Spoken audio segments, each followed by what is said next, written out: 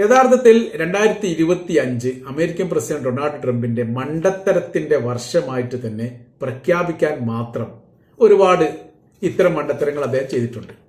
കാനഡയിൽ നിന്നാണ് തുടങ്ങുന്നത്. പ്രസിഡന്റായി അധികാരത്തിലെത്തിയതിനു ശേഷം 51ാമത്തെ സ്റ്റേറ്റ് ആയിട്ട് കാനഡയെ പ്രഖ്യാപിക്കുമെന്ന് പറഞ്ഞു. ജസ്റ്റിൻ ട്രൂഡോ അതിന് പ്രതിരോധം ഉണ്ടാക്കി. അത് ആഗ്രഹങ്ങളും സ്വപ്നങ്ങളുമാണ്, നടക്കാത്തൊരു കാര്യമാണ് എന്ന് മറുപടി പറഞ്ഞതോടുകൂടി ട്രംപ് നാണം കെട്ടു. ഗ്രീൻലാൻഡ് വിലക്ക് വാങ്ങും എന്നുള്ളായിരുന്നു രണ്ടാമത്തത് പറഞ്ഞത്. അതിന്റെ പ്രസിഡന്റ് വിൽക്കാൻ വെച്ചിട്ടില്ല എന്ന് ബുഡ്ബി എഡ്ജിൻ അതിന്റെ പ്രധാനമന്ത്രി പറഞ്ഞതോടുകൂടി അതിലും പ്രസിഡന്റിനെ സംബന്ധിച്ചിടത്തോളം നിരാശയായിരുന്നു, നാണക്കേടായിരുന്നു.